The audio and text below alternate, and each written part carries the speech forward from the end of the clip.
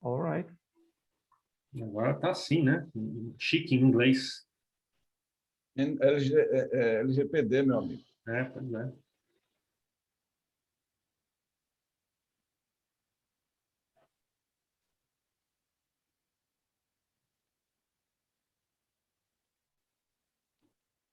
Bom, já vamos começar as equipes? Quem é que já está pronto para apresentar o que fez essa semana? Eu estou pronto, educação. Educação? Pode começar, então. Pode começar. Se quiser apresentar, compartilhar alguma coisa aí na tela para mostrar, fique à vontade.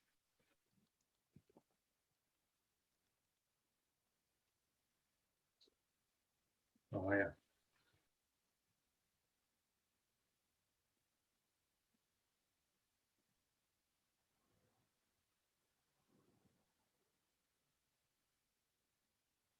Quem é a pessoa? Quem está medindo o tempo? Ninguém. Vocês estão conseguindo ver direitinho, Gustavo? Estamos vendo, estamos vendo. O modo da apresentação, por favor. Tu Oi? pode medir aí o tempo, Ranoia? Eu posso. São Eu 8 estou minutos? sem meu Roscoe aqui. A gente colocou 8 minutos. Hã? É. 8? Tá bom. Gente, a gente faz essa coisa do tempo, só para vocês saberem, né? Geralmente um pitch não tem mais do que 5 minutos, né? Depois a gente vai até explicar isso por quê, né? Então, aprender também a fazer sua apresentação num determinado espaço de tempo é importante. Vocês não precisam, se não der para fazer, se passar agora, não tem problema, tá? Mas é um aprendizado que vocês vão tendo ao longo do tempo, de como é que vocês têm que regular o tempo dessa apresentação para ela ter um limite, para ela poder se enquadrar dentro de apresentações nos festivais de negócio, dentro de apresentações para investidores anjo, ou para outros investidores, ou para outros setores, tá? Então, essa coisa do tempo é importante, não precisa se apegar a isso nesse momento, se não der, não deu, mas vocês vão se regulando ao longo do tempo, tá? Só um outro disclaimer também. Por causa desse tempo curto, preste atenção nos feedbacks das outras equipes, porque com certeza vai ter feedback para outra equipe que vai valer para a equipe que não está apresentando naquele momento. Tá? Porque não vai dar tempo de dar todos os feedbacks para todas as equipes. Mas o método de projetão você aprende escutando os feedbacks de outras equipes também. Só um pouquinho. Igor acha que está na sala errada. Tá, Igor. Você era um. Tá, Igor, mas a gente já falou para... Bota lá, sala 2, então. Você só basta sair da sala e Fernando lá vai te colocar na outra sala, tá bom? Basta sair. Leave room. Tchau. Bora? Bora? Gustavo? Pode começar, Gustavo? Posso começar? Vamos lá. Você pode colocar no modo apresentação, por favor? Deixa eu... O tempo está assim que... Pronto, pode começar. Vocês estão vendo a tela inteira, tudo certinho, né? Tudo certinho. Então, Tempo a gente rodando. vai falar... Oi? Pode ir. Tempo. A gente vai falar sobre educação à distância. E só recapitulando, né? A gente é aquela equipe que juntou e tal. E nós temos 2 personas. Um deles é José, de 15 anos, que deixa eu escolher esse... de 15 anos, que é estudante do ensino fundamental, e ele não participa muito das aulas. O outro persona é a Júlia, ela tem 53 anos, dá aula para ensino médio e tem trabalhado de forma híbrida na pandemia. Sempre que o governo do estado tira aquele decreto, ela está tendo que ir lá e dar aula e tal. E ela procura sempre interagir com os alunos no modo remoto. Então, na Quest 2, a gente teve essas perguntas, né? E o que mais incomoda as pessoas? Quais são as dores, as maiores dores delas? O José ele reclama do excesso de atividades, de realmente os professores, por estarem em contexto EAD, por não ter tanta noção do tempo e tal, acabam mandando muitas atividades para ele e, segundo ele, isso acaba atrapalhando bastante no dia a dia, no progresso. Já a Júlia, ela tem um problema com as distrações que os alunos têm durante as aulas, além da pouca interação que eles têm, e ambos têm um problema muito grande de viverem com uma infraestrutura inadequada, sempre tendo que misturar o trabalho com a casa, com os estudos. Isso acaba complicando o dia a dia. Mas qual é o desejo deles, né? O que é que deixa essas pessoas felizes? Um material didático disponível depois da aula, ou seja, aquele conteúdo assíncrono, acaba ajudando bastante no desenvolvimento, no estudo. Essa é uma das coisas que são mais positivas do ponto de vista do aluno. E não precisar se deslocar para a aula é algo que favorece os dois, que deixa feliz os dois. E, além disso, a gente identificou também um fenômeno novo, assim, relativamente novo, que é a facilidade de ter acesso a cursos que antigamente, quando a gente estava no presencial, a gente não tinha. A gente precisava ir para outro estado, a gente precisava ir para outro país até, e agora não. Como quase todos os cursos estão com educação à distância, existe esse acesso, essa facilidade de ingressar em um curso que antes você não conseguiria. E o que essas pessoas falam, né? Elas reclamam muito da dificuldade de acompanhar as aulas, daquele despreparo, sabe? Aquele despreparo para realmente viver durante a pandemia, algo que a gente não esperava que fosse acontecer, algo realmente muito novo. Então, os maiores comentários, as coisas que eles mais falam são relativos a realmente esse despreparo. Tem alguns que falam sobre a internet, outros que falam sobre o microfone, dificuldade de acessar o computador. Se a gente olhar para a educação básica, para escolas públicas, a gente vai ver que tem muita gente que não tem nem computador, que não tem um celular, precisa esperar o pai chegar em casa, por exemplo. Os professores têm uma dificuldade em utilizar a mesa digitalizadora, muitos tiveram que comprar, não faziam nem ideia que existia isso. E é isso. E quais são, daquelas dores que eu citei, quais são as dores mais evidentes? Os professores eles tiveram uma dificuldade enorme de adaptação. E realmente, alguns professores com tantos anos, né, de carreira, dando aula com quadro branco e tal, tiveram uma dificuldade em adaptar para o modelo EAD. E essa é uma das maiores dores, essa mudança, né? Toda mudança é dolorosa. Então, essa mudança para eles foi uma dificuldade grande. E eles também relataram ter uma dificuldade em avaliar os alunos, né? A gente está num contexto de pandemia, as atividades mudaram, as aulas mudaram, então a dificuldade de avaliação surgiu. A dificuldade de interação também é algo que dói muito para eles, de realmente dar uma aula olhando para a câmera, dar uma aula na frente do computador, sem ter os alunos interagindo, e se deparar com eles simplesmente não assistindo a aula, né? Sem foco, sem interação. Isso é uma das maiores dores. E o que é que esse público-alvo, o que é que esses personagens mais desejam, né? Os professores gostariam de conseguir dar uma aula de qualidade, de forma que os alunos consigam entender bem. E os alunos desejam conseguir aprender durante a EAD e sem que isso sufocasse tanto, né? Não tivessem tantas atividades e suprimisse tanto todo o tempo dele durante uma pandemia. E quais as ferramentas tecnológicas que são mais usadas? Essas são as ferramentas, acho que a maioria aqui conhece muitas delas. O Moodle, o Kahoot, o Mentimeter, enfim. E o que é que poderia ser aproveitado, né? A gente como a gente foi pego de surpresa, tem muitas tecnologias, tem muita coisa que a gente não está usando. A gente não está usando metodologias ágeis em alguns casos. Seria bom. Tem muita gente que não faz ideia do que é uma mesa digitalizadora, que não tem acesso a isso. E a gente listou aqui esse bonequinho com VR, mais para dizer que existem tecnologias que a gente já conhecia e que a gente talvez está perdendo a oportunidade de testar, de usar elas para realmente modificar o sistema de ensino e fazer maior uso delas, maior aproveitamento, né, na aprendizagem. E a gente listou o Trello e o Slack também como algumas plataformas interessantes. Nem tudo se resolve por WhatsApp, né? E qual o tamanho do mercado, né? a gente tem mais de 45 milhões de alunos que estudam em escola pública no Brasil, segundo o INEP. Então, a parcela desses alunos da população é muito grande. E a gente também tem 2,6 milhões de professores. É basicamente isso. E, assim, eu não botei no slide aqui, mas eu notei que os índices de acesso à educação caíram tanto nessa pandemia que é como se a gente tivesse regredido 2 décadas. Os números que a gente tem hoje se equiparam aos números que a gente tinha nos anos 2000. Então, o ensino remoto, a gente realmente precisa ver isso com carinho e tentar sair uma solução boa. É isso.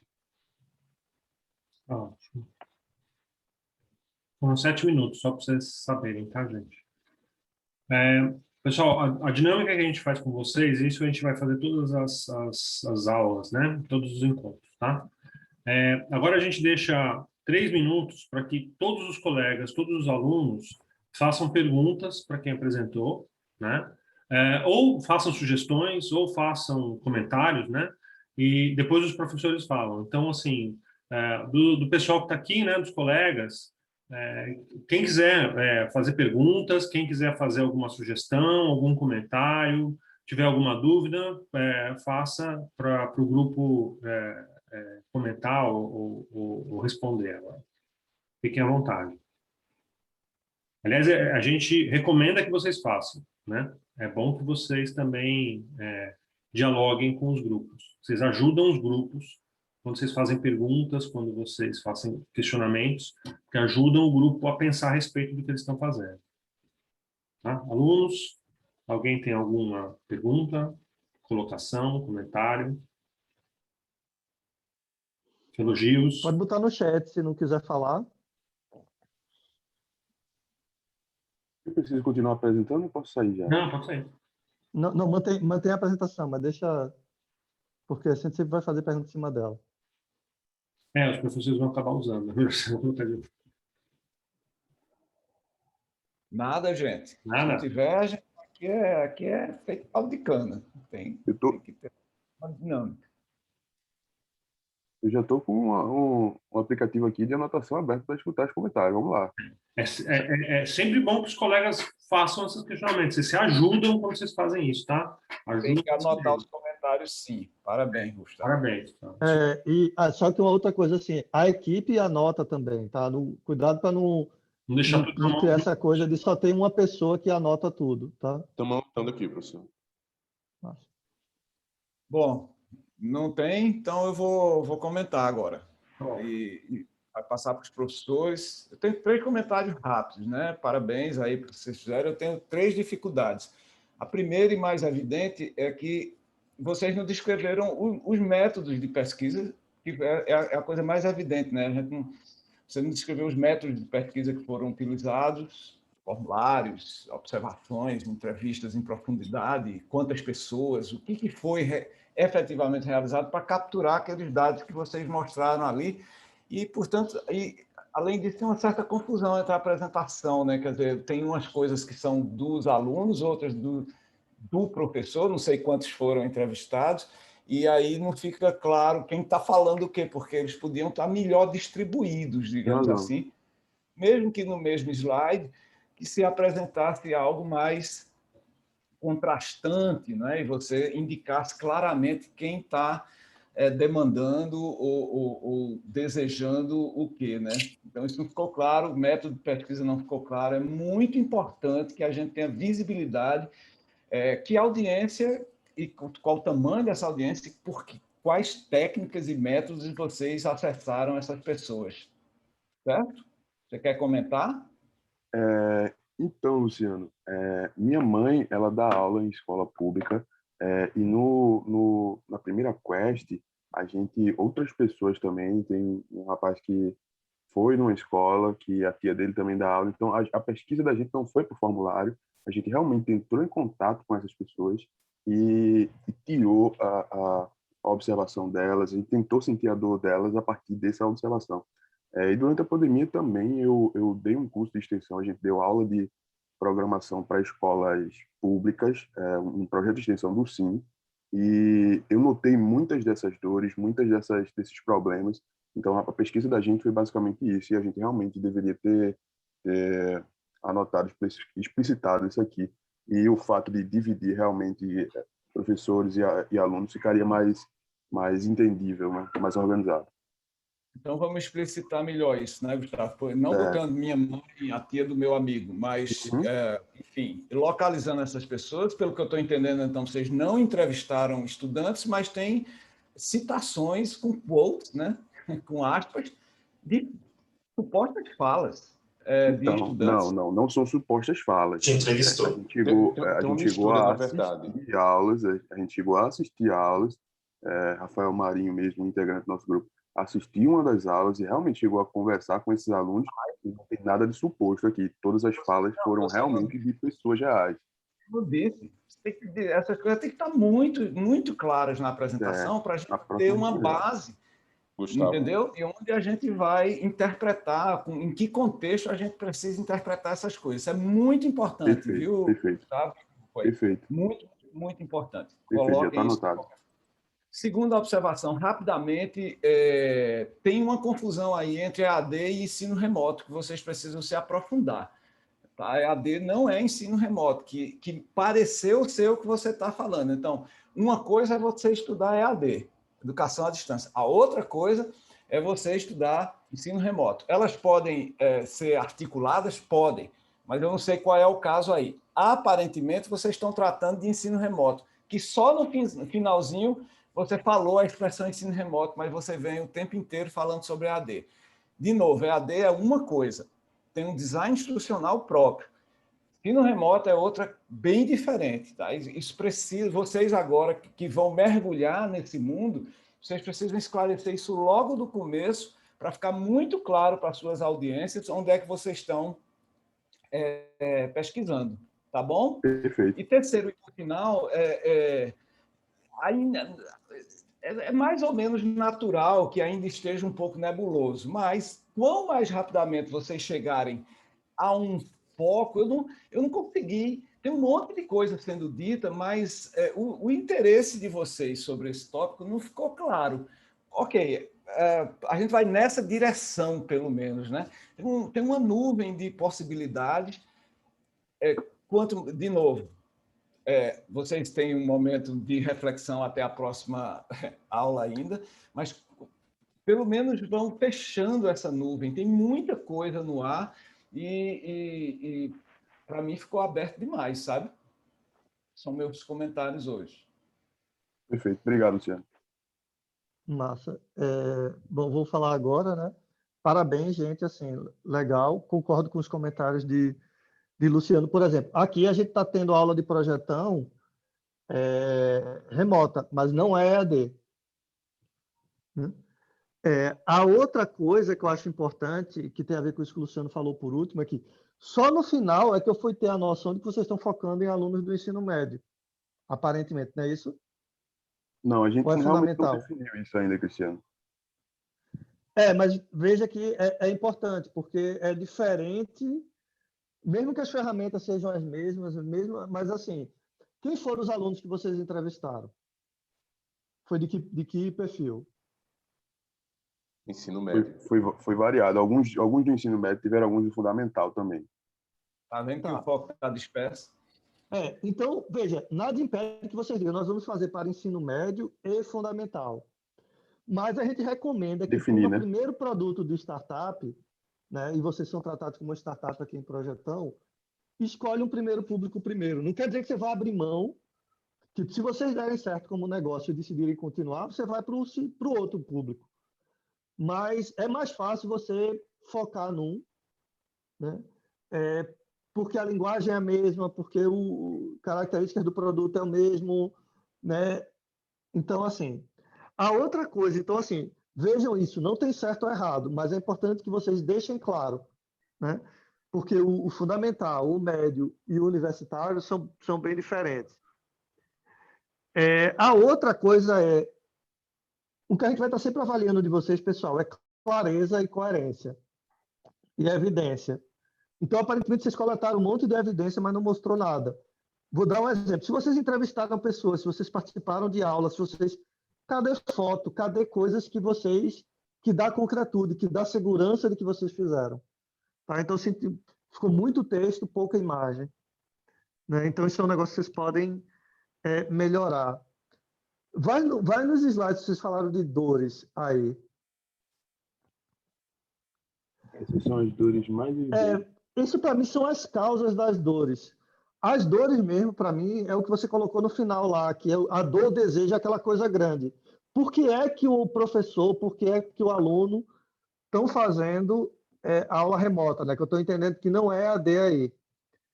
Por que que eu estou fazendo isso? Aí tem a ver com aquilo que você colocou no final. O professor quer que o aluno aprenda sem ter que expor ele a uma situação de risco, por exemplo. Isso é a dor, o desejo. Pouca interação nas aulas, dificuldade de foco dos alunos, seja bom agrupar isso daí. É a dor dele. Ó. A dor dele é que eu não estou conseguindo passar o conteúdo, eu não tô... Agora, qual é a causa? O aluno não tem foco, o aluno interage pouco. Tá? Então, tem algumas coisas aí que são dores, tem algumas coisas que são desejos, mas veja que o que é causa. Então, é uma coisa para você saber o que é causa e o que é uma dor, desejo, que é aquilo que o professor, o aluno, quando é desejo, é aquilo que ele quer atingir. Quando é dor, e aí tem alguma causa, tem alguma coisa que impede que isso aconteça. Entendi. E quando é dor, é aquele negócio que está incomodando muito. Tá entendendo? E a causa é o que está causando aquela dor. Então, só separar essas coisas, me parece que tem algo meio misturado aí, certo? Outra coisa de que vocês falaram aí, por exemplo, você disse que tem aluno que tem acesso à internet, tem aluno que não tem acesso à internet, então quem é o público que vocês estão mirando? É um público que tem acesso, que não tem acesso, ou é uma turma que tem gente que tem acesso e gente que não tem acesso? Então veja que isso é normal, tá, gente? Projetando no começo, essas coisas não estão muito claras. Então esses eram meus comentários principais aí. Bom, então deixa eu ir agora. Obrigado, Cristiano. Primeiro, parabéns, Gustavo, pela apresentação. E em algumas pequenas coisinhas. Uma é o seguinte, essa parte inicial, vocês estão naquela perspectiva do duplo diamante de divergindo um pouco mais, como o Luciano falou, agora vai começar a funilar um pouco mais, né? Outra coisa é o seguinte, em termos da apresentação, vocês falaram de dois atores envolvidos aí, os estudantes e os docentes.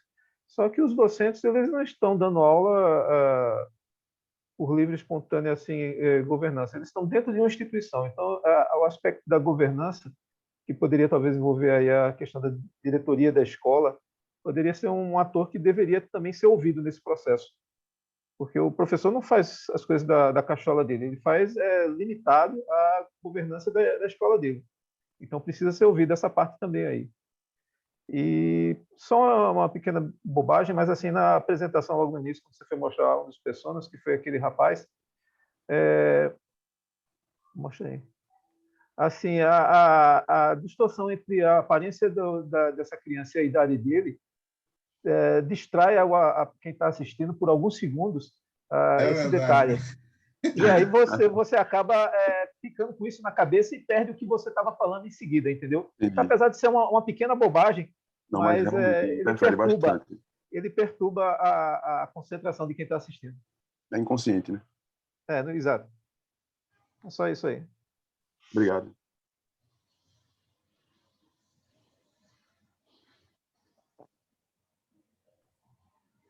Mais alguma pergunta? Algum comentário? Não, gente. Acho que podemos ir para o próximo, né?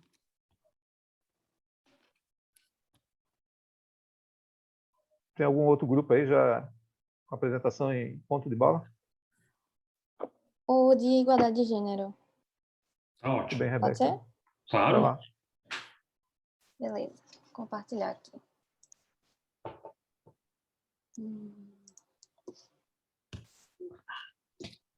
Vocês estão conseguindo ver?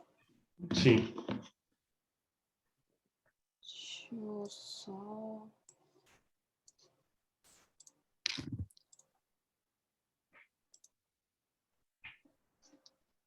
Pronto. Posso começar? Pode? Fica à vontade. Então, vamos lá. Bom dia, gente. Nós somos o grupo de Igualdade de Gênero em TI. E nessa Quest 2, a gente vai abordar um pouquinho do tema e as oportunidades que a gente conseguiu observar. Passando pelas personas que a gente anteriormente tinha definido. Mariana, que seria uma estudante do segundo ano do ensino médio da Rede Pública de Recife, e que ela poderia ter um certo interesse numa área de TI por ter uma certa afinidade com a área de exatas. Júlia, que sempre gostou da área de tecnologia, mas no curso ela acabou se sentindo sozinha e acabou desistindo dele antes de terminar. E a Aline, que seria uma profissional da área de TI, que seria uma professora do SIM. Então, se baseando nessas personas, a gente decidiu fazer entrevistas e também através de formulário. Os formulários, eles são bons porque a gente consegue atingir muitas pessoas ao mesmo tempo, e muitos públicos também, né? Só que uma coisa ruim deles é que pode acabar enviesando as respostas das pessoas que estão respondendo. Então, a gente tentou também fazer entrevistas por áudio ou por Meet para poder conversar com as pessoas e, assim, tentar até mesmo trazer delas coisas que normalmente elas não iriam perceber sozinhas por elas mesmas e também observar, né? Enquanto a gente está conversando com elas. A gente tomou 3 vertentes nesses formulários e também nas entrevistas, que foi focando justamente nas nossas personas, que seriam as estudantes do ensino médio, que poderiam ou não ter um interesse na área de TI, as estudantes que já estão na graduação ou pós-graduação de cursos de TI, e profissionais também dessa área. Então, as principais dores que o nosso grupo conseguiu identificar foi a falta de representatividade, seja na sala de aula ou no trabalho, a falta de incentivo para ingressar na área, o machismo, seja na questão de piadas ou comentários, e também na hora de designar tarefas para as mulheres no trabalho, a desvalorização da mulher nessa área, a taxa de desistências do curso de TI, que é muito alta, e a ausência de voz, que muitas citaram que, mesmo sendo capacitadas, elas não se sentiam ouvidas pelas pessoas que estavam seja na sala de aula ou no ambiente de trabalho. Então, os desejos que a gente conseguiu identificar foi uma rede de apoio entre mulheres, o incentivo para a ascensão das mulheres a cargos gerenciais, os eventos focados no público feminino, programas de capacitação voltados para mulheres, assim também como processos seletivos com prioridade para elas, e ter espaços de fala como homens numa mesma posição. Os artefatos que a gente também pode identificar foram os aplicativos de mensagens instantâneas, como o WhatsApp e Telegram, as redes sociais, como Twitter, Facebook e Instagram, panfletos, folders e cartazes digitais impressos, e cursos de formações técnicas voltados para mulheres. Alguns dos discursos que a gente traz aqui, que foram reais, que a gente tirou das entrevistas, seriam: é desconfortável a falta de representatividade. Existe uma pressão para uma boa visão sobre você, independente de gênero. Homens subestimam meu conhecimento e assumem que sabem mais do que eu, a ponto de querer me ensinar assuntos que já tenho conhecimento. Minha paixão pela área é mais forte que tudo, e preciso lutar pelo meu espaço, não deixar que a discriminação me faça desistir de tudo que conquistei até hoje com muita luta. Poucas meninas se interessam na área, pois muitas não conhecem e outras não têm acesso necessário para adentrar.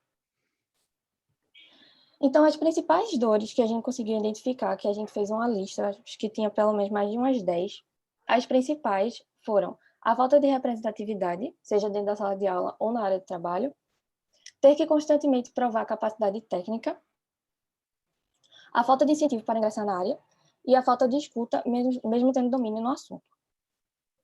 E na parte dos desejos seriam o incentivo para a ascensão de mulheres a cargos gerenciais, os eventos focados no público feminino, programas de capacitação voltados para mulheres e a divisão de atividades com base em competência técnica e não em gênero. Dentre os artefatos existentes, a gente conseguiu identificar que as políticas das empresas poderiam contemplar ações para a inclusão de mais mulheres em seu ambiente, tanto nos processos de contratação quanto no seu acolhimento dentro das equipes de trabalho. Assim como também as escolas de ensino básico com laboratórios de informática ou outros espaços com computadores poderiam promover cursos ou oficinas de atividades ligadas na área para as meninas. As gambiarras que a gente pode observar durante essa interação entre as mulheres seria a participação em conversa com outras mulheres da área, geralmente feito com grupos de WhatsApp ou Telegram, que umas passavam para as outras, o diálogo para incentivo com mulheres interessadas na área, consumir conteúdos feitos também por mulheres, buscar vagas prioritárias para as mulheres e cursar o que mulheres conhecidas estejam cursando, justamente para tentar achar uma área de apoio e cursar disciplinas ministradas por professoras, justamente pelo mesmo motivo. Na questão da inovação, a gente pensou nessas questões norteadoras, que seria como promover a inserção de mais mulheres na área de TI, como levar a TI até espaços no qual ela não é tão discutida, como criar um ambiente de TI igualitário às mulheres e como tornar processos seletivos igualitários às mulheres. Na questão dos desafios, seria a visão popular de como ser o perfil profissional de TI, que tem um certo preconceito que muita gente vê como o homem nerd, né, que acaba enviesando essa visão, a falta de incentivo na educação básica ao ingresso de mulheres e a falta de percepção da alta gestão dos problemas de gênero. E, por fim, na questão do impacto, é importante destacar que aqui, no nosso estado, tem o Porto Digital, que é um dos maiores polos tecnológicos da América Latina, né?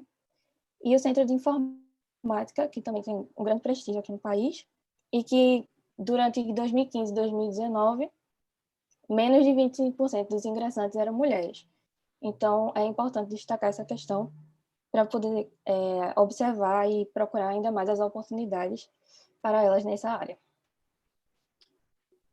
Obrigada pela atenção de vocês.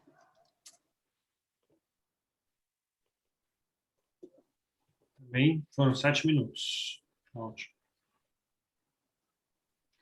Colegas, alunos, alguns comentários, perguntas, dúvidas, questões? Especialmente, assim, meninas que podem, inclusive, ser potenciais usuários de soluções aí que apareçam dessa coisa, assim, acho que o tema tem muito a ver.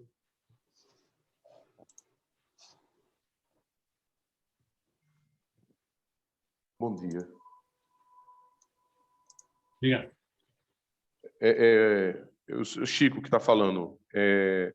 Professor Cristiano, eu só queria trazer aqui um reforço que eu acho que potencialmente para os meninos isso aí. Eu não sei nem o que criticar, mas eu achei muito necessário, porque literalmente as meninas passam por desafios que claro, vocês vão apontar aí as falhas, seja lá o que for, mas eu achei essa fala muito, muito foda.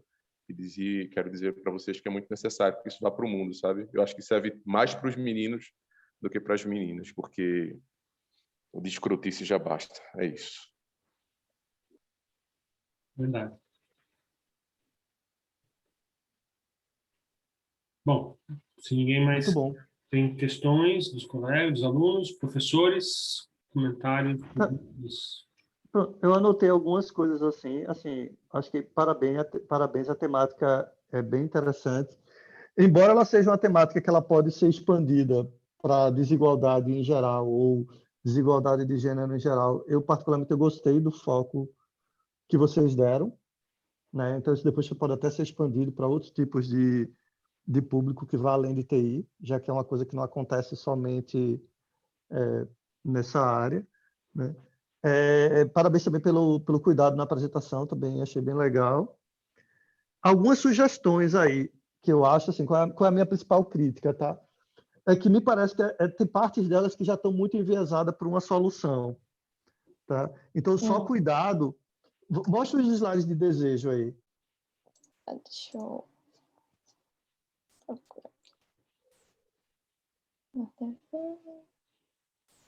Esquece aqui.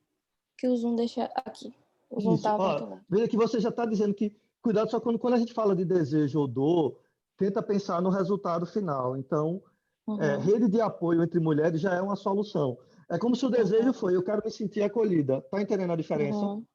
A rede é uma forma, mas pode ter outras coisas. Então, só cuidado para vocês, porque isso já pode... Ó, evento focado no público feminino. Tenta pensar assim, por que ela quer um evento focado no público feminino? Qual é a demanda que ela quer que seja atendida por esse evento? Tá entendendo? Processo seletivo com prioridades para mulheres. Não, é porque o desejo é que eu quero trabalhar, talvez, num ambiente onde haja mais mulheres. Então, o desejo é esse, eu quero trabalhar num ambiente onde eu seja representada, onde eu me sinta representada. Agora, como é que uma forma? Pode ser processo seletivo, pode ser qualquer outra coisa, tá entendendo? Então, em vários lugares, isso apareceu. Vai lá também no slide de sugestões. Acho que é logo depois aí. Acho que é o 27, se não me engano. 27. Não, Gambiarra ficou muito legal. Acho que é anterior. Não era sugestões, não. Desculpa. É artefato resistente. Vê, quando você começou a falar de artefato resistente, você começou a dar sugestões para ele. Eles poderiam contemplar. Tenta focar e fazer uma crítica ao que já existe hoje. Olha, hoje existe tal política. Ela é boa nisso, ela é ruim nisso. Mas você já meio que a equipe já meio que misturou, falando de como é que vocês acham que deveria ser. Entendi. Então, tenta separar agora, tenta focar mais em quais são as coisas boas, problemas que existem hoje, porque vai ter um momento que vocês vão pensar em solução. Tá entendendo? E o das gambiarras de vocês ficou massa. E o último ponto que eu queria ressaltar é que quem é que deseja implantar a igualdade? Me parece que está faltando a figura de algum gestor aí. Então, vocês foram muito focados nas mulheres, mas quando você fala em implantar política, em coisa desse tipo, pode ser que apareça aí, seja interessante vocês olharem gestores das organizações que querem implantar isso daí. Por que é importante implantar essa igualdade também do ponto de vista das organizações? Porque tem coisa que o ambiente... Tem gente que fala que, olha, o ambiente diverso é melhor, é mais inovador. Então, tem algumas coisas aí que eu acho que faltou vocês explorarem. Mas estão num excelente caminho. Certo. Obrigada, professor. Posso eu? Sim. Parabéns, Rebeca e o grupo. Muito bacana, como vocês já estão formulando. O Cristiano esvaziou alguns dos meus comentários, no sentido de que, de fato, vocês podem aproveitar esse tempo agora para mergulhar muito mais intensamente nos problemas emergentes nessa área, né? Inclusive na literatura, que é extensa, sobre... Né? Pega algumas pessoas do grupo que estudar, tem literatura que não acaba mais nessa área de estudos, realmente mestrado, doutorado, abordando a questão de igualdade de gênero. Vocês têm que incluir alguma coisa aí também que leve em conta que tem algumas articulações com outras que é de gênero, mas, por exemplo, a mulher negra tem ainda mais dificuldade de inserção, então talvez isso seja relevante, não estou dizendo que mas talvez isso seja relevante você trazer para a discussão.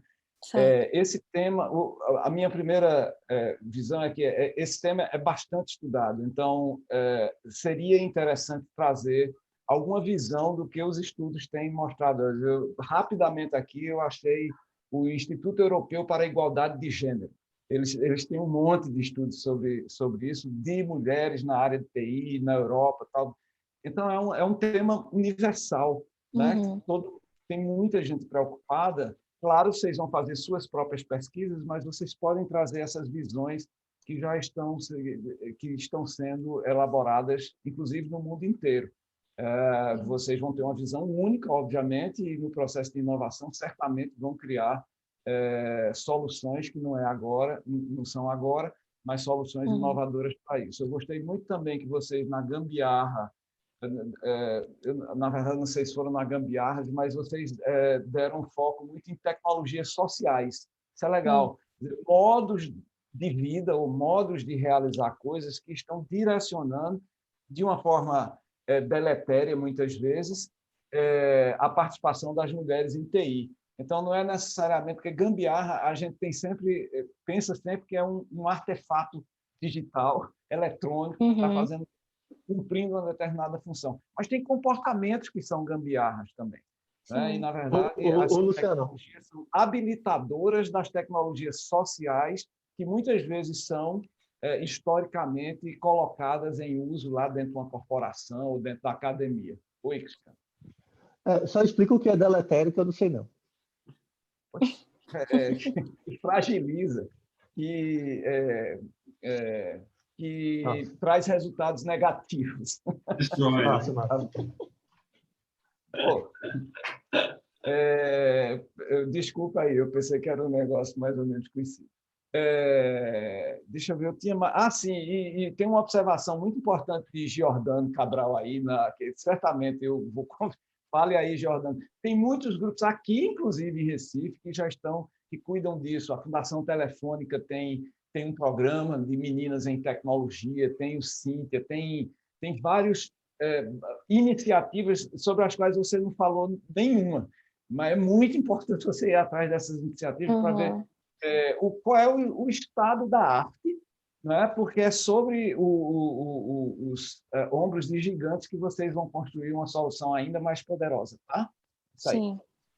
Obrigada, professor. Inclusive, na primeira quest, eu não era parte do grupo ainda, mas o pessoal foi justamente falar com Cíntia, só que a gente acabou não trazendo de volta aqui na quest 2, porque tem professores que não viram, né, a quest 1, então era Aproveito para importante. lembrar que toda quest, o que é bom, deve ser repetido. As quests são cíclicas. Na quest 3, vocês vão colocar coisas, obviamente, resumidamente, da 2, para irem construindo uma narrativa. Isso vale para todo mundo, viu, gente? Prestem atenção nisso. Não é, já falei sobre isso na outra aula. A gente vai sempre assumir que a gente não viu a aula anterior. Certo. O pitch, portanto, ele tem que ser completo nesse sentido. Ele tem que ir incluindo as quests precedentes. Porque no final vai formar a apresentação final, né? Do Demo Day. Exatamente. A narrativa final. É isso aí. Obrigada, professor. Eu tenho... Rapidinho, Guilherme. É um comentário bem pontual. É que eu não identifiquei muito a Persona 1 na narrativa de vocês. Eu identifiquei a Persona 2 e não a Persona 1. Tem alguns problemas específicos da Persona 1, que é a que vai fazer vestibular ainda, né? Se eu não me engano. Do ensino médio, né? Eu senti muito da área profissional já para a pessoa que já está na área ou que escolheu ser da área, e não muito da Persona 1.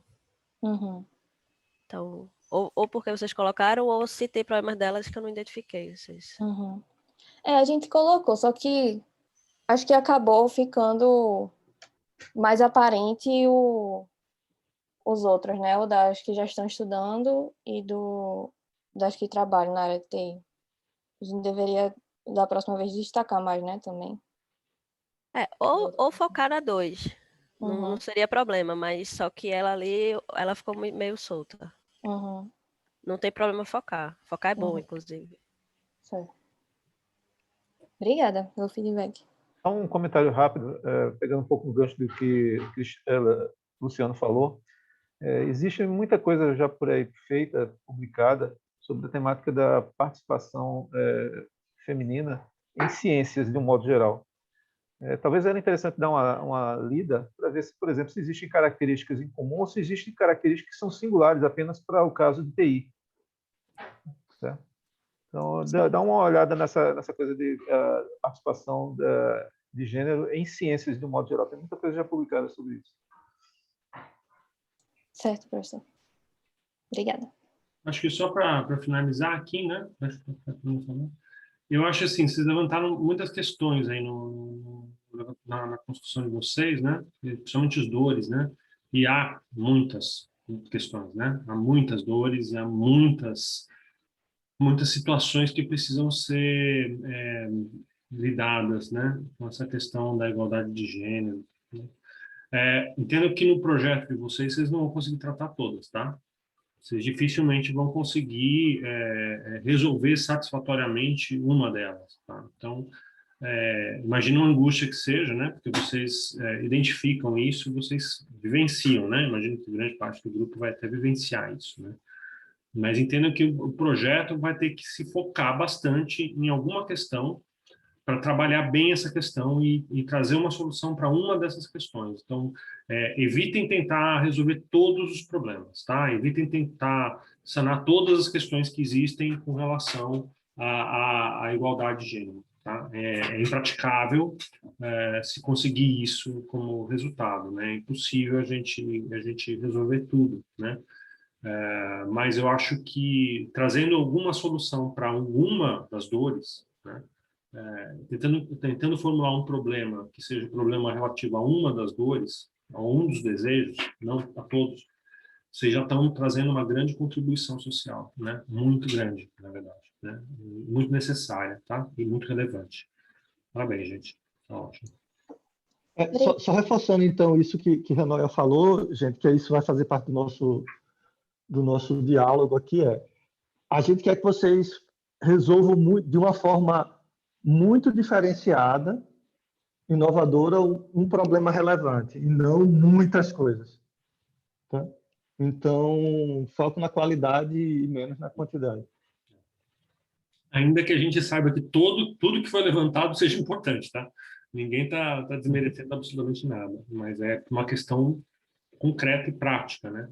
É de realmente trazer uma solução para uma situação, né? E não deixar pela metade. Como dizia o pai de um antigo amigo meu, não adianta a gente querer ser titular em todas as posições no campo e não fazer nem isso, não fazer isso bem em nenhuma delas, né?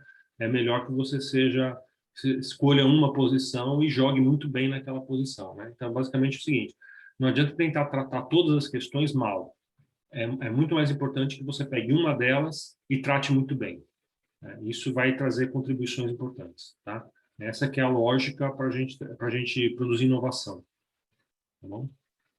Tá ótimo, gente. Muito bom. É verdade. Obrigada, gente, pelos comentários.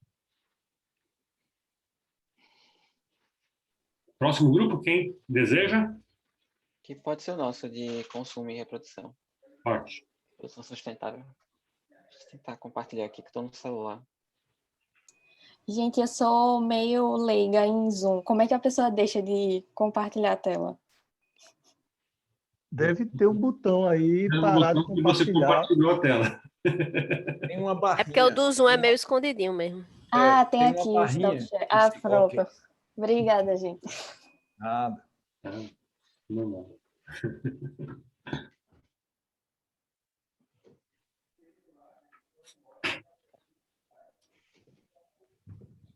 Estou com dificuldade aqui de fazer o share.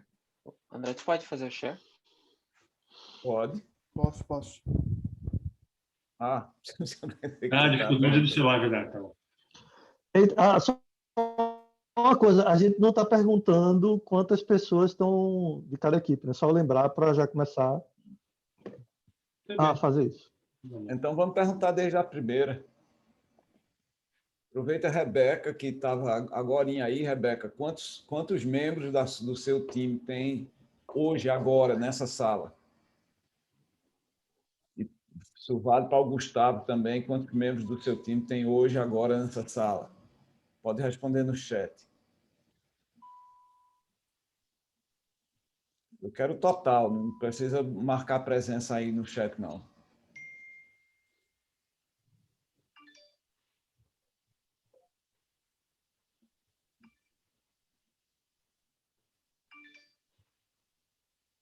Depois vocês dizem para a gente. Igor, e aí?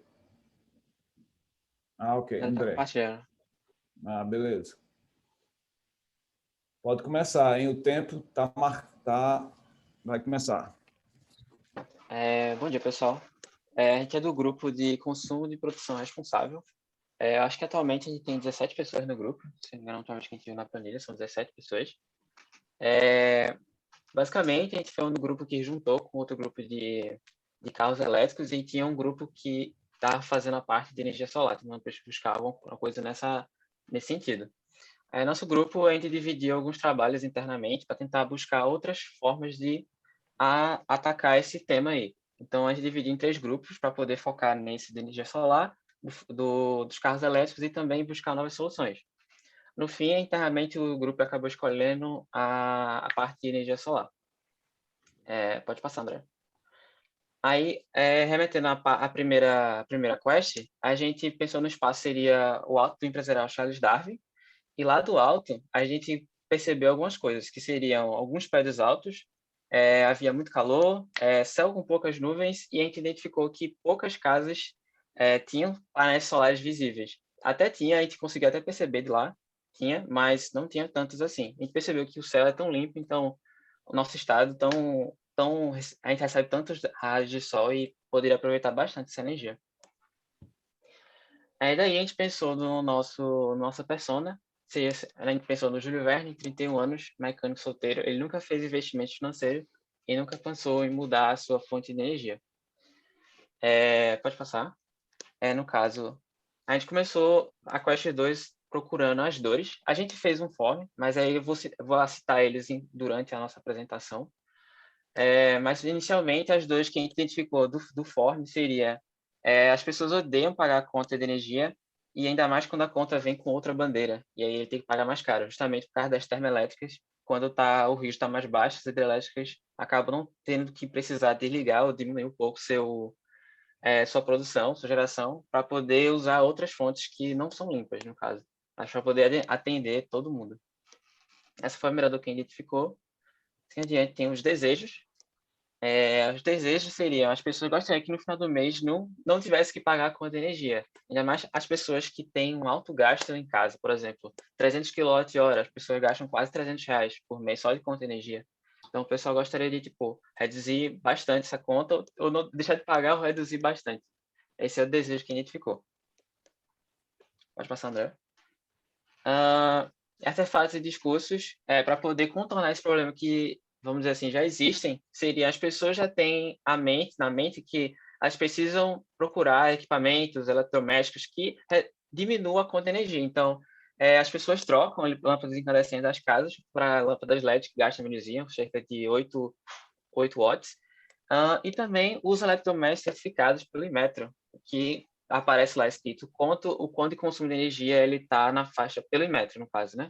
Então, se ele estiver na categoria A, então quer dizer que ele é ele consome menos energia em relação ao todo que está no mercado.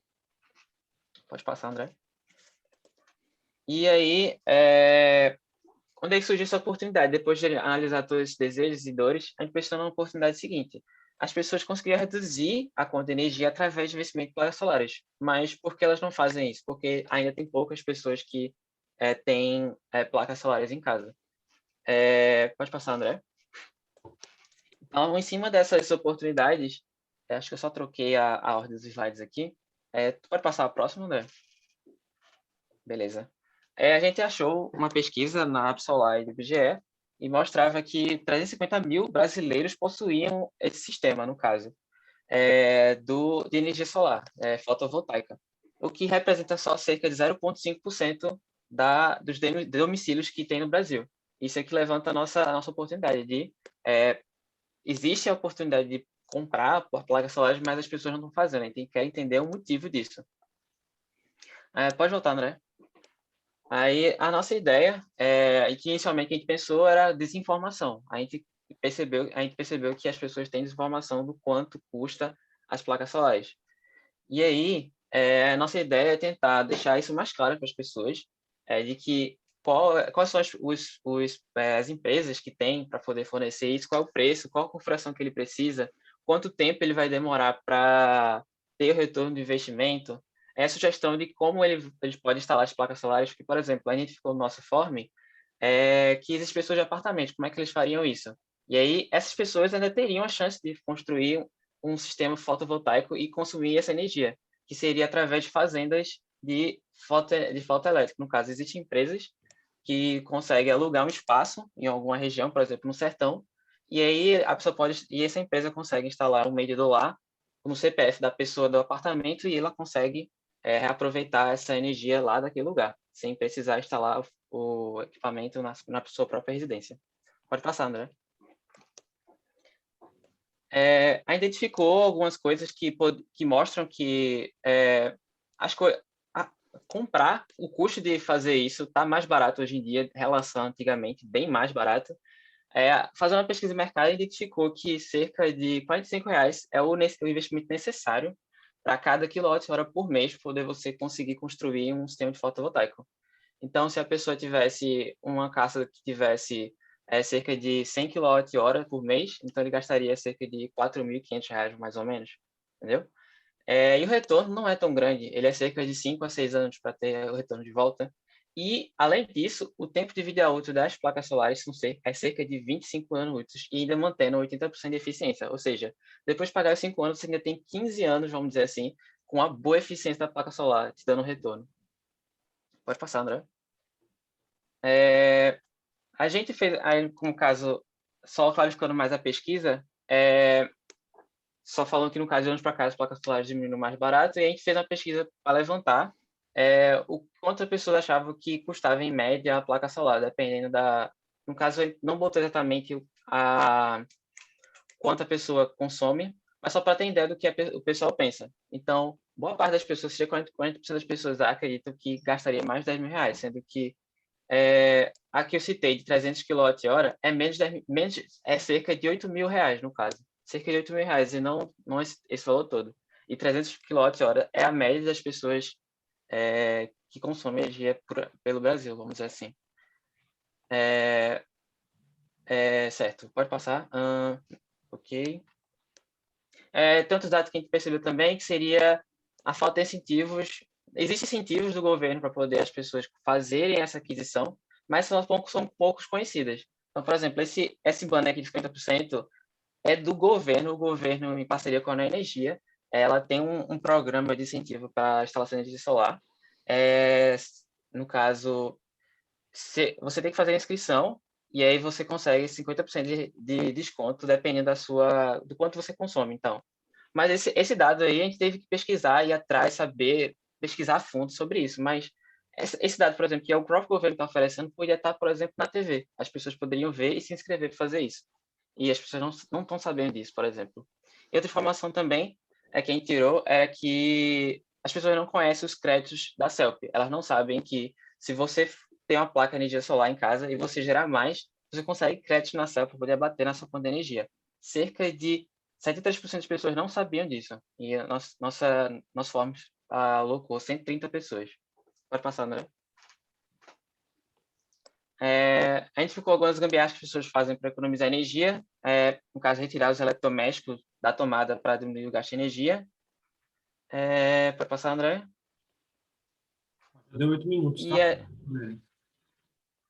Então, para aqui? Não, pode continuar, só para você saber. Tá, falta 2 slides. E a inovação seria deixar mais fáceis as informações para as pessoas poderem entender como é a configuração da instalação das placas solares, ver as vantagens que tem investimento e como elas podem adquirir.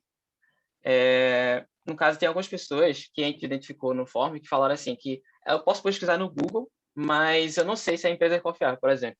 Então, está faltando um trabalho de marketing dessas empresas para mostrar os próprios serviços delas. E, no fim, o impacto, que o brasileiro, em geral, sabe pouco sobre a energia solar, o que ela pode proporcionar. Mas, apesar disso, a gente queria inicialmente focar no estado de Pernambuco, um local com bastante potencial energético, grande incidência de raios solares. E é isso. Nossa apresentação.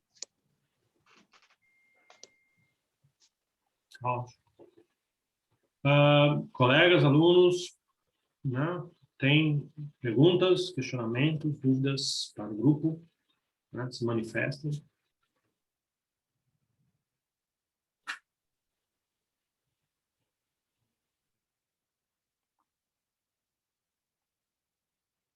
Ninguém? Gente, ninguém aí paga uma conta de energia, não. Façam comentários para o grupo.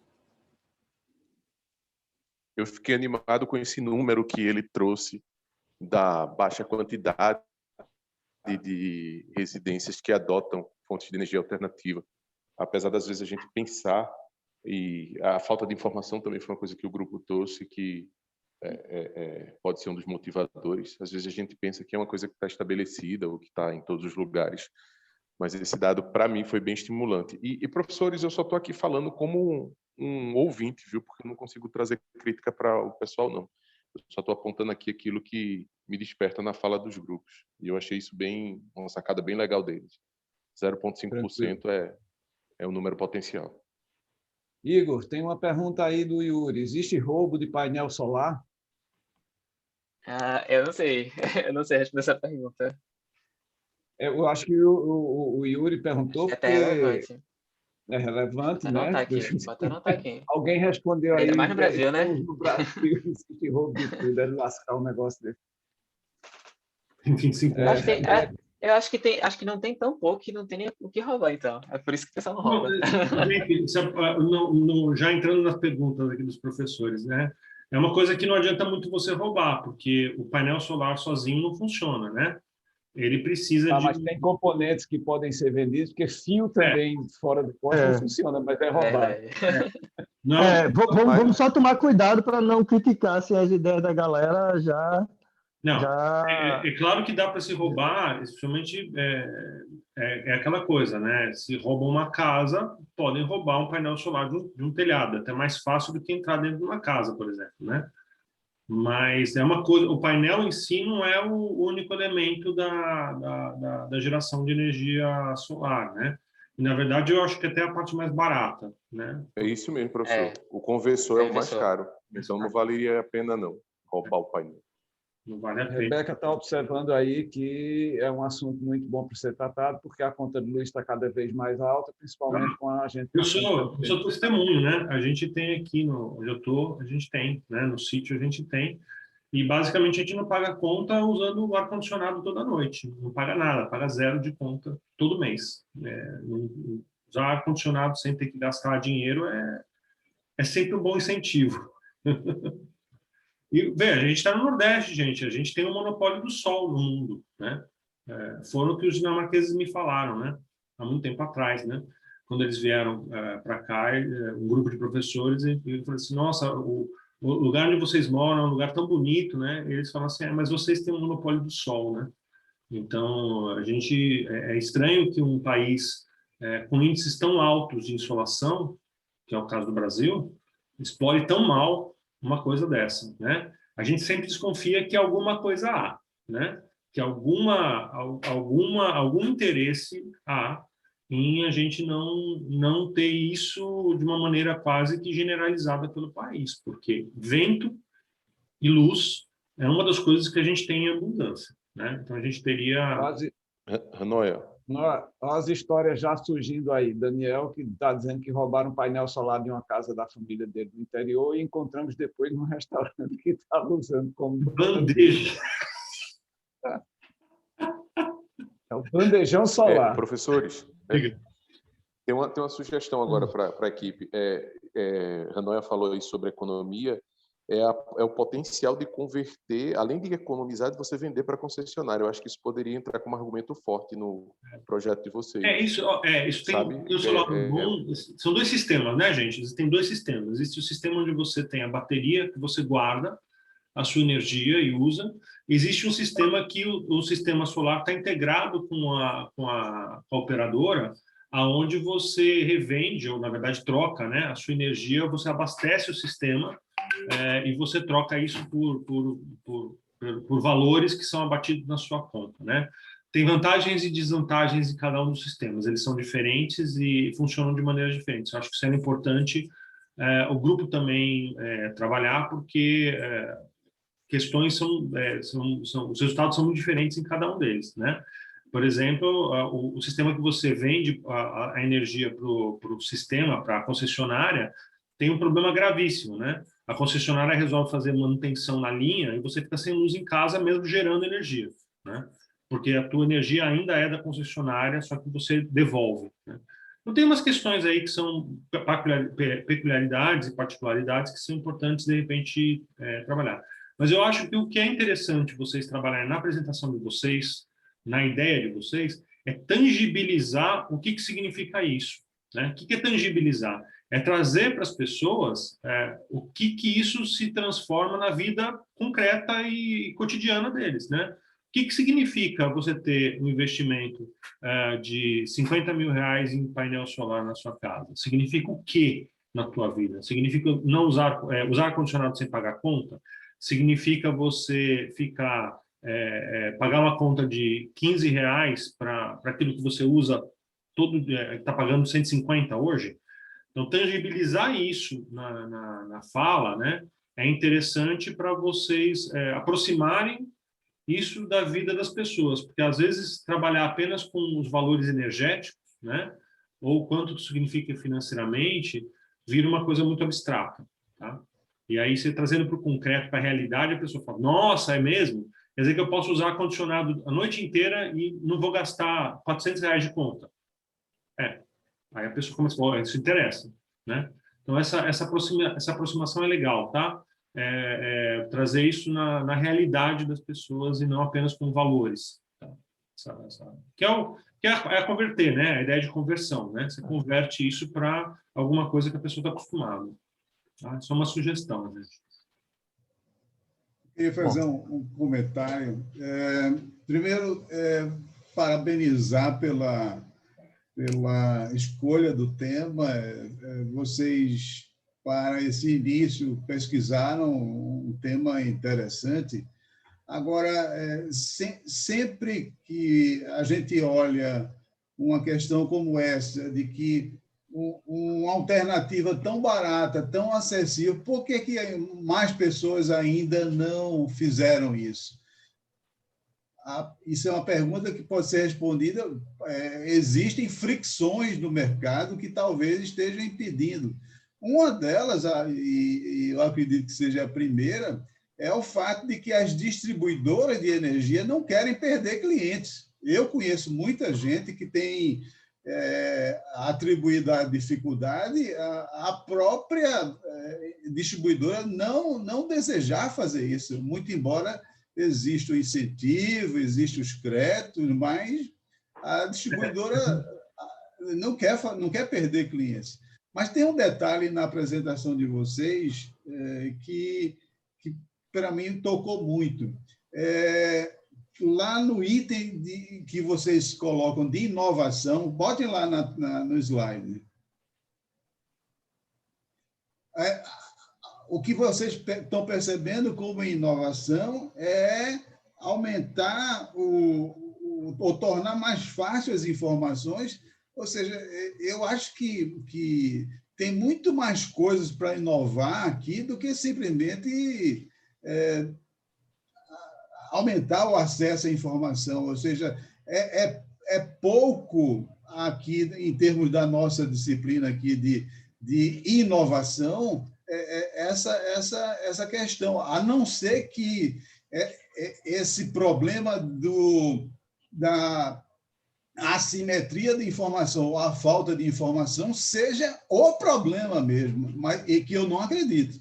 Então, seria importante vocês, na próxima Quest, vocês se preocuparem em tentar responder qual seria a inovação para responder esse problema que vocês estão identificando. Então, eu não consigo visualizar que mais informação... Eles estiverem demonstrando que tem um problema de desinformação. Sim, mas se eles estiverem demonstrando que tem um problema sério... Não, mas isso é fato em qualquer mercado. Em qualquer mercado tem problema de assimetria de informação. A questão é que eu coloquei antecipadamente que sempre que você olhar uma alternativa barata, acessível, e ninguém ainda está... como é que se diz? Partindo para isso, tem uma ficção por trás. E aí eu tentei explicar, tentei levantar a bola de que é a distribuidora que não quer perder cliente. Ou seja, isso não é uma questão de informação, é uma questão de mercado. Está entendendo? Pegando um gancho... Então, não, desculpa, mas é para que eles, como grupo, não percebam que somente seja a falta de informação, mas se for a falta de informação, aí tem que trazer a evidência de que o conjunto de informação não está sendo equitativamente distribuído, e aí vai se revelar em alguma instância de que as distribuidoras não estão passando a informação. Traduzindo um pouco... Eu concordo. Só para traduzir o que o Zé está falando, tá? Traduzindo, os taxistas não querem que o Uber se instale no Brasil. É isso, né? Existe esse problema, e vocês estão falando assim, o problema é de informação. O Zé está falando assim, não, tem um grupo organizado que está operando e que não quer que uma outra forma de operação se instale. E a única coisa que vocês levantaram aí é o problema da informação, quando tem um negócio bem mais pesado por trás, né? Não quer dizer que a informação não seja um problema, mas existem outras coisas que talvez sejam mais relevantes. É isso que é a colocação. E eu concordo com o Zé que vocês estão indo numa linha que é pegar um grupo de 17 pessoas e chegar à conclusão que é basicamente trazer informação. Primeiro que normalmente só trazer informação não é o que resolve. Se a gente vê aí, por exemplo, em cigarro que tem lá, todo mundo sabe que cigarro faz mal, todo mundo sabe que beber demais faz mal, todo mundo sabe que você andar rápido demais no trânsito causa morte. Então, assim, eu realmente espero que isso pode até ser uma parte do projeto. Mas vocês têm que ter uma equipe de 17 pessoas que tem condições de ir muito a fundo nisso daí e trazer realmente evidências de onde é que está o gargalo, porque pegar uma equipe de 17 pessoas e, no final, sei lá, a solução é um site que informa ou um app que informa, não rola. Assim, eu já boto assim, de cara que de partida não rola, mas a temática é muito importante, né? Tem muita coisa na apresentação de vocês que assim, ó, a nossa ideia, a gente pensou. Gente, vocês estão numa fase agora que não é a gente pensou, a gente coletou, a gente identificou, a gente tem evidência que a gente concluiu, não é a gente pensou. Certo? Então, se cada pessoa dessa equipe trouxer uma evidência de alguma coisa, vocês têm 17 informações que já vai dar trabalho para consolidar. Então, é uma temática massa, mas vocês já chegaram à conclusão que o problema é falta de informação. Não vi evidência disso também, concordo com o Zé.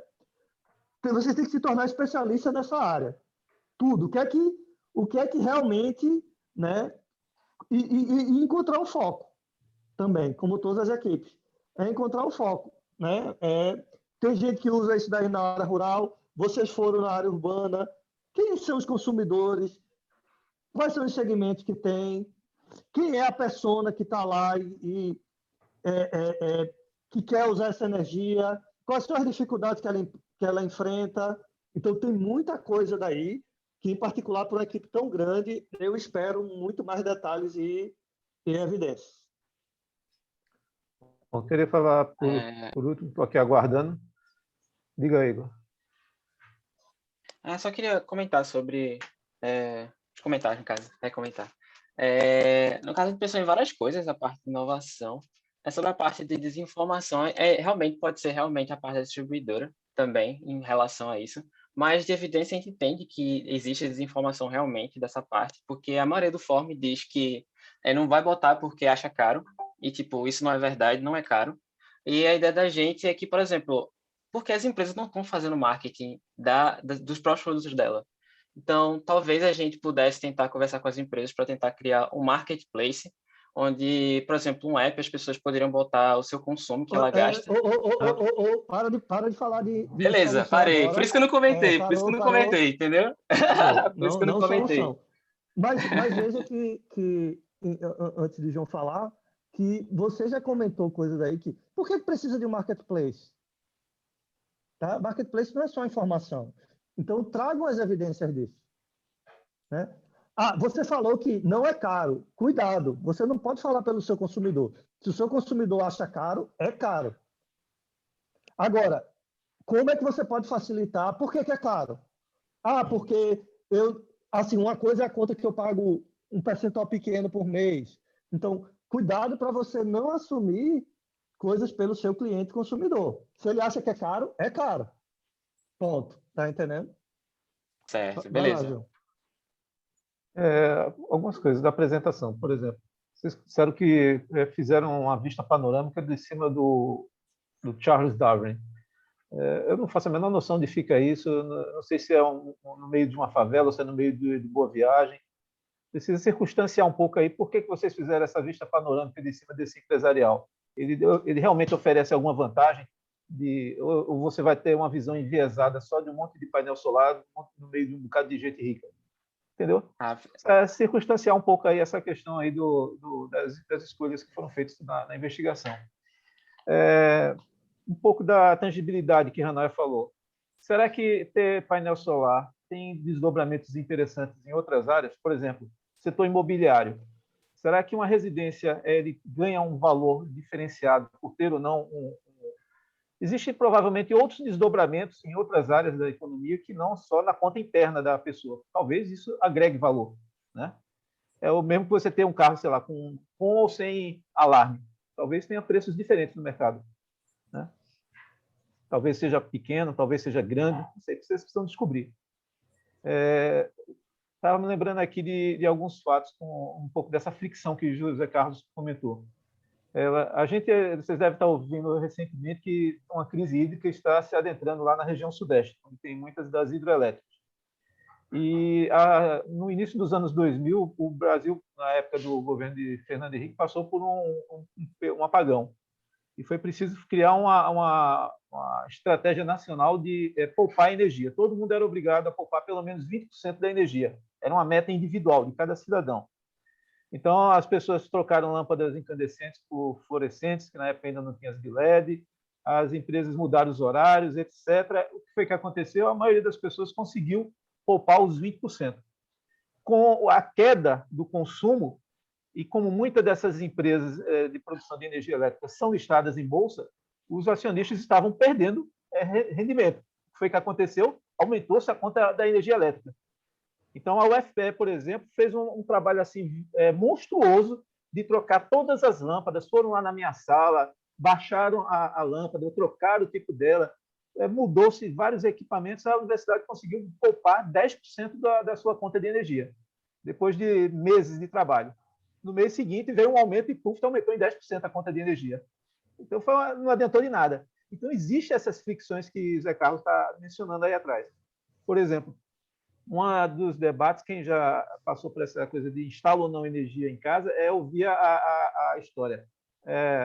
Como você tem que entregar a energia produzida para a rede, no caso aqui do nosso estado, da CELP, para que, à noite, por exemplo, você possa utilizar e ganhar os bônus da energia produzida, por exemplo, durante o dia, ou no inverno, da energia produzida no verão, você está usando a rede da CELP.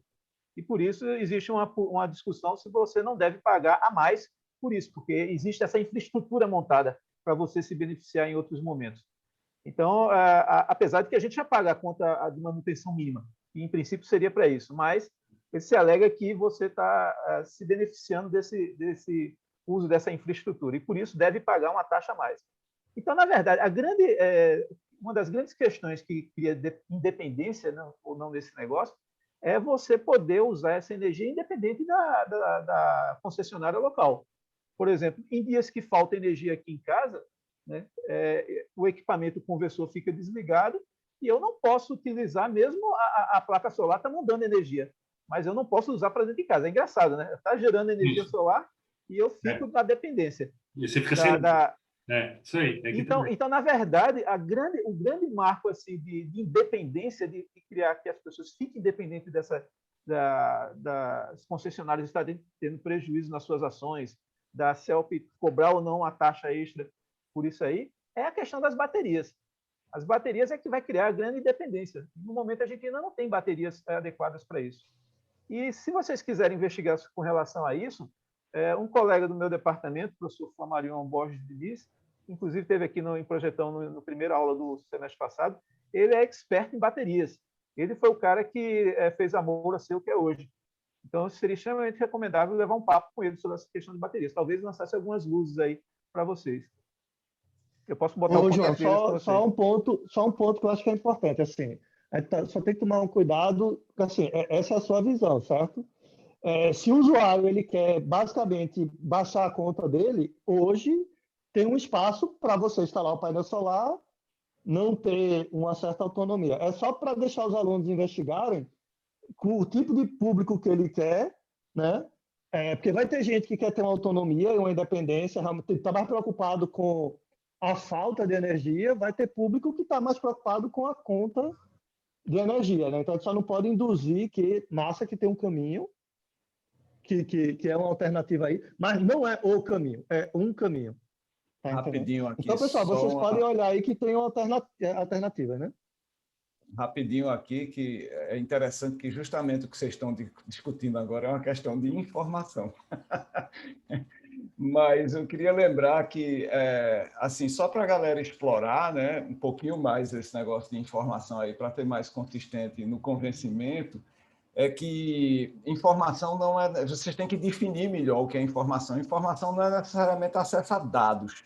Informação pode ser o mergulho numa narrativa.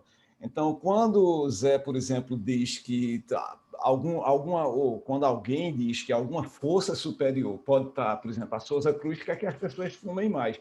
Ora, o Brasil é uma referência mundial exatamente no programa que Cristiano pontuou aí, porque foi criada uma narrativa em torno do programa, não é só a fotinha na carteira de cigarro. Então, houve uma queda surpreendente no número de fumantes, com um conjunto de programas informativos que criavam uma narrativa. Então, não é só mostrar que tem gente morrendo, isso é dado, tá? Isso é uma narrativa que foi criada. Então, é um mergulho interessante de você... É como se você estivesse tratando, na verdade, a vida social da informação, não os dados. Então, eu acho que eu, particularmente, acredito que tem coisa a explorar aí. Não estou dizendo que a inovação vem daí, mas tem coisas interessantes a serem exploradas em como as pessoas percebem as narrativas por exemplo, do final do mundo, e eu tenho que economizar energia porque o fim está próximo. Isso é uma coisa. E aí, para ampliar, vai ser a próxima quest, na verdade, ou a quest seguinte, comecem a ver quem está fazendo o quê nessa área, entendeu? E áreas correlatas, né? A gente teve um grupo aqui, o Cote aqui, que trabalha com uma coisa interessante, no caso de leilão reverso para itens de construção civil, e que é um sucesso hoje, é uma startup, e que resolvia, em parte, um problema que parece ser uma coisa que vocês podem trabalhar também. Então, não vou me estender aqui, mas, enfim, dá uma olhada no Cote aqui na internet, eles são uma empresa que existe, tá bom? E veja essa informação, né, também. Informação. Oi? Que era informação também, no caso da Cote aqui.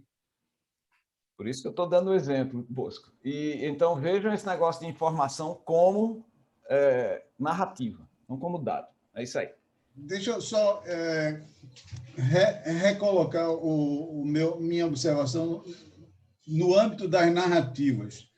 Há uma narrativa no setor elétrico que é a narrativa da cadeia de valor histórica do setor elétrico. Primeiro tem que se produzir, depois tem que se transmitir, depois distribuir e vender. Isso é o discurso do sistema tradicional. Mas hoje existe uma outra narrativa que é função da evolução das coisas.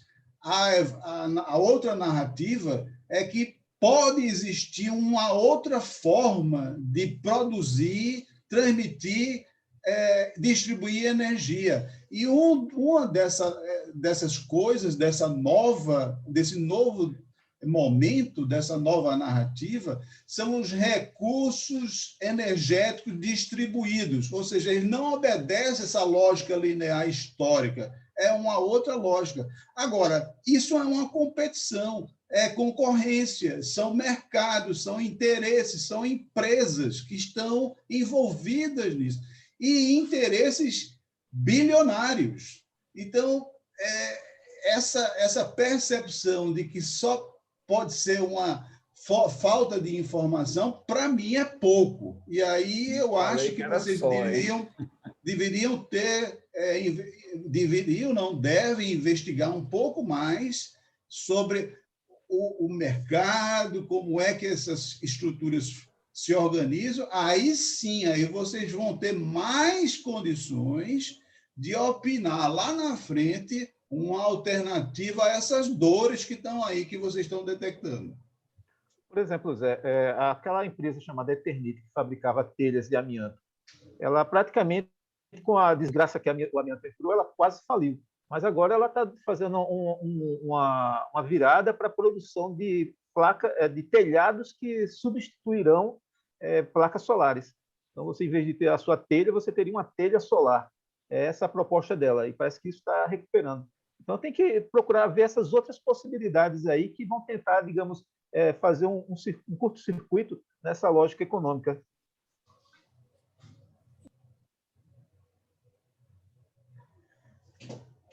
Bom, mais alguém quer fazer um comentário da conclusão? Não? Então vamos para o último grupo?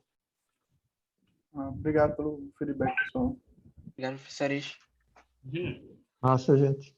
Quantas pessoas tem do seu grupo aqui, antes de irem embora? Quantos são e quantos tem aqui? Assista até o final, não vão embora, não. Respondam aí no chat, se for. Bota no chat.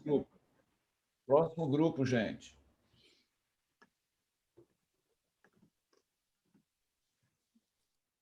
Estão conseguindo ver minha tela? Sim. Ok, então. Sim. Pessoal, só rapidinho. Galera, respondam, porque a gente vai levar em conta para negociar com vocês e para dar flexibilidade para as equipes a participação dos alunos da equipe. Se ninguém responder, a gente considera que só teve uma pessoa da equipe presente, de 17. Então, trabalho nenhum. Vamos botar aí no... Botei aqui... falar não, mas bota assim, isso, Davi, vamos colaborar conosco.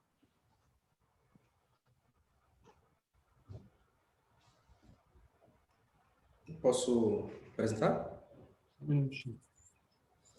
Pode então, bom dia a todos e todas presentes e as pessoas que vão assistir depois pelo YouTube.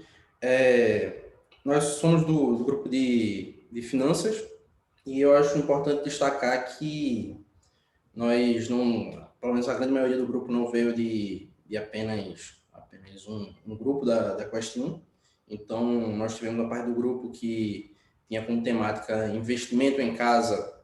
Acredito que tinha um outro grupo que era relacionado mais à educação financeira, e outras pessoas que vieram de grupos que não tinham necessariamente nenhuma ligação com finanças. Então, na nossa primeira conversa, vimos a necessidade de talvez voltar um passo atrás e começar a tentar identificar em que caminho a gente gostaria de ir e, a partir daí, começar a analisar as dores e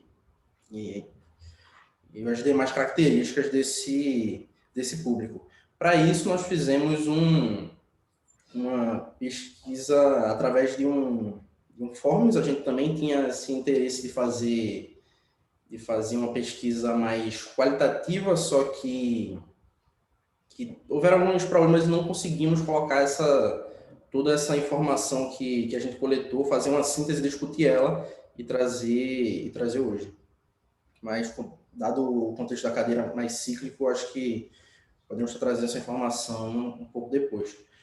E, dada toda essa análise da pesquisa que nós fizemos através desse Forms, nós percebemos que as maiores dores do público que a gente com a pesquisa foi a falta de controle e planejamento sobre as suas finanças.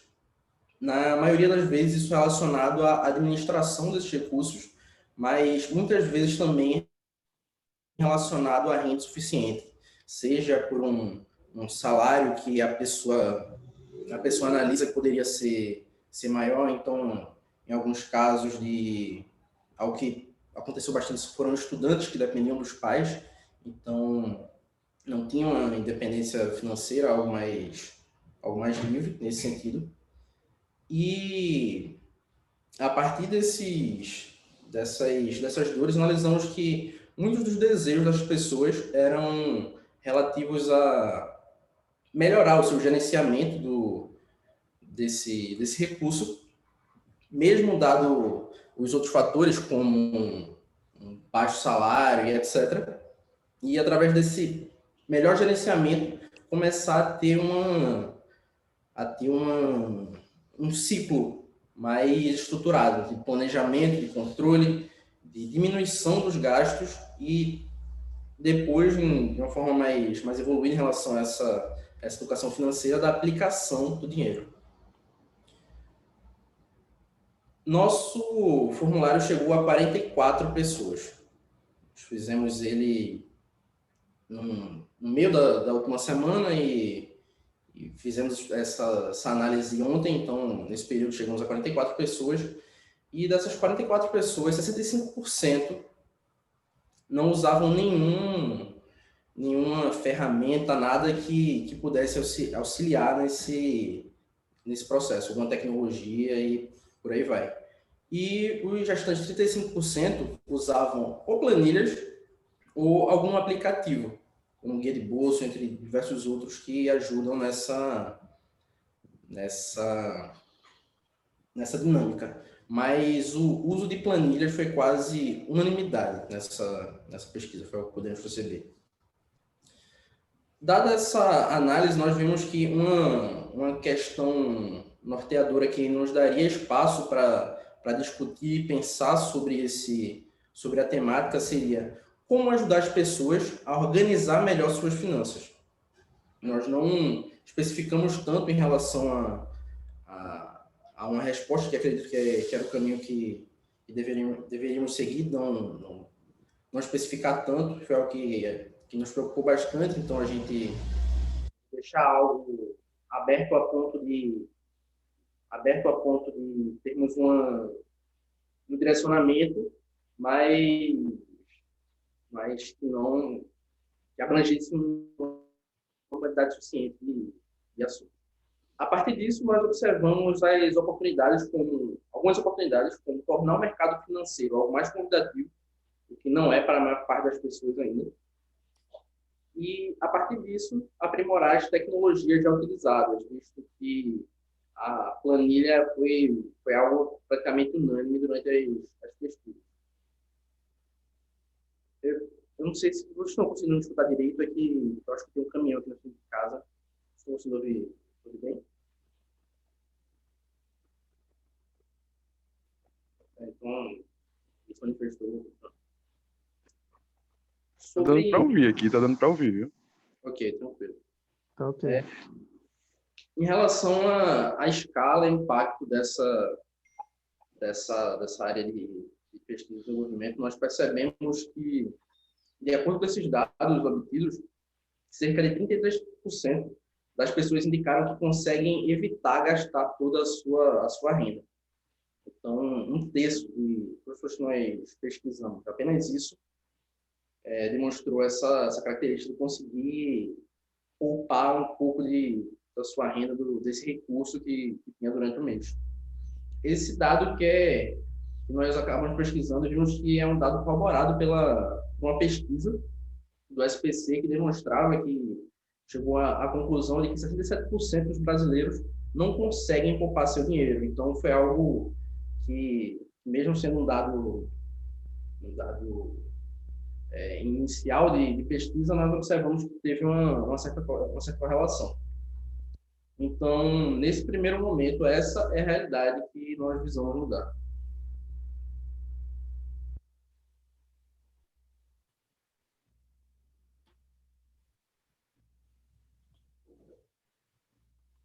Terminou? Terminou. Bom, ok. Alunos, querem fazer perguntas, querem tirar dúvidas, querem esclarecimentos?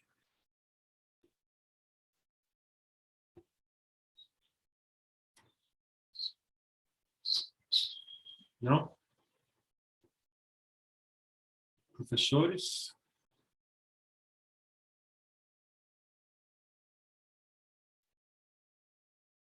Alguém quer comentar?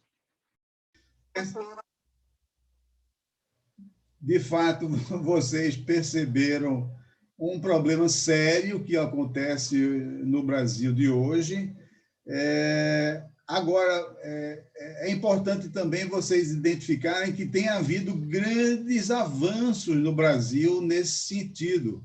Ou seja, como a tecnologia ficou muito mais barata, como os negócios estão ficando cada vez mais acessíveis, ou seja, você investir na Bolsa de Valores hoje é muito mais barato do que era no passado. Cada vez mais é possível os consumidores terem acesso a mais formas de investimento, né? Cuidar melhor das finanças. E, paralelamente a esse processo, também tem um enorme filão de entidades, de empresas que estão apostando nessa educação financeira. Os próprios bancos estão criando grupos para fazer isso, tem uns investidores, aliás, tem uns traders que têm vídeos e talks e blogs muito, muito ricos que não existia no passado. Então, seria interessante vocês darem uma sondada, uma pesquisada no estado da arte dessa nova educação financeira, como é que eles fazem as suas ofertas. Tem muita coisa rica acontecendo no sistema financeiro, que eu acredito que vocês podem pesquisar, podem identificar e perceberem onde é que eles estão falhando, por que não estão escalando mais essa educação financeira. E eu me esqueci de citar o fato de que, nesse ambiente novo do Brasil, de taxa de juros baixa, de uma inflação mais ou menos controlada, qualquer um com R$100 hoje pode fazer um investimento e começar a aprender a poupar aquilo que ganha. Então, eu vejo aí um grande trabalho para vocês, é uma temática muito pertinente ao momento que o Brasil está vivendo, e vamos em frente. De grande potencial, né? Sim, inclusive Pode falar, Cris. Não, concordo com o Zé aí, né? A temática é super interessante. Agora, eu achei que vocês precisam se aprofundar mais. Eu acho que tem uma preocupação muito grande com melhoria da tecnologia, mas não ficou claro para quê. Vocês já disseram que o problema é a falta de gestão, mas eu não vi nenhuma... Assim, é importante trazer evidências de que as pessoas geriram mal, de que perderam dinheiro. Tem que emergir nesse mundo de uma maneira mais clara, tá? Porque eu estou sentindo uma preocupação muito grande em, olha, qual é o problema, por exemplo, ver que tem pontos que parece, às vezes, um pouco... parece que está sendo incoerente. Por exemplo, vocês disseram que o pessoal não gere, mas usa planilha. Usar planilha é gerir. Mas vocês não falaram qual é o problema de usar a planilha. Porque assim, ele pode estar usando a planilha e está ótimo. Então, assim, precisa emergir, deixar mais claro o que é que está acontecendo, né? Para que vocês depois possam pensar... Porque, claro, veja, gente, vocês estão num projetão de TI. A solução vai ser uma solução tecnológica que vai trazer uma tecnologia que vai ser uma ferramenta. Essa não é a questão. A questão principal agora é qual é a necessidade? Onde é que está o problema? Então, isso eu acho que não ficou claro. A própria apresentação, quando vocês falam das dores e desejos, não traz nenhuma informação nela. Quando vocês falaram da pesquisa Serasa, não tinha nenhum dado. Então, assim, tragam mais informação. Acho que não ficou tão legal, não. Porque, basicamente, tinha uma imagem lá, sem muita informação. Então, acho que pode melhorar. Então, assim, tragam evidências, emerjam. Vocês têm que se tornar especialistas nessa. Quem é o público-alvo? É um pequeno investidor? É um grande investidor? É a pessoa que classe média, assim...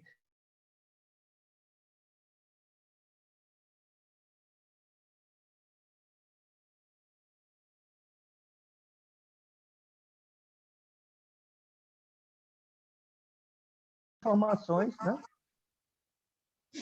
Poxa.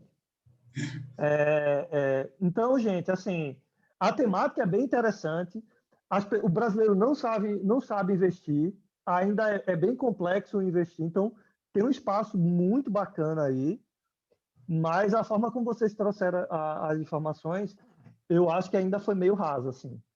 Eu acho que vocês precisam realmente imergir nisso, e menos focar vai ser uma solução tecnológica e já é gestão, para mostrar que, olha, realmente o pessoal não sabe gerir. Que pode ser que não seja isso. Mas eu, particularmente, não fiquei convencido. Pessoal, Rayane queria fazer uma observação aí. Pode falar. É porque o grupo, a gente ainda está um pouco dividido no nicho, se a gente vai focar nos investidores ou vai focar na área da educação financeira. Está bem dividido, entendeu? Aí, por isso que acho que deu esse resultado para vocês, deu essa dúvida a vocês.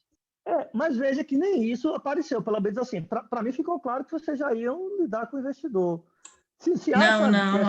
Eu, pelo menos, não quero, né? Parte do grupo quer. Aí a gente está bem dividido ainda.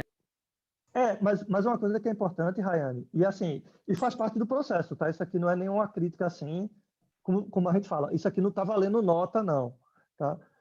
Mas veja que a educação não apareceu em momento nenhum, sequer a palavra, tá entendendo? Então, certo. E a gente vai muito criticar ou sugerir em função da informação que chega, e aí, por isso que faz parte de projetão a comunicação, tá, João? Ele está na sala certa, né? Tipo, não estou vendo ninguém aqui.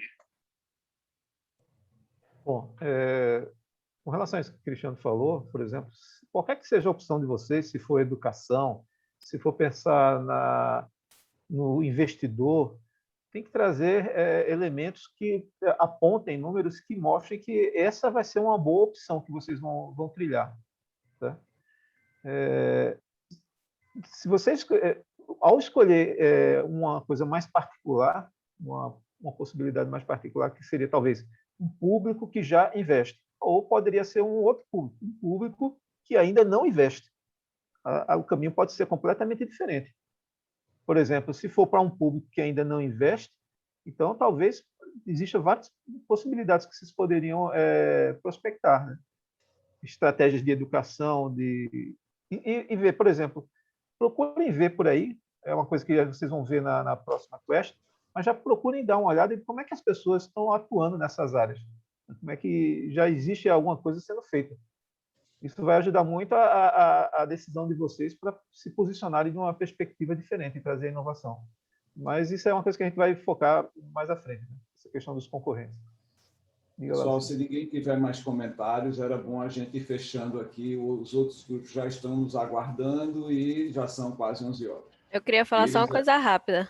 Diga, Alana. Então eu vou fazer o seguinte, eu vou programar a breakout. Fala aí, Alana, mas eu vou botar para encerrar daqui a 60 segundos, ou mais tempo.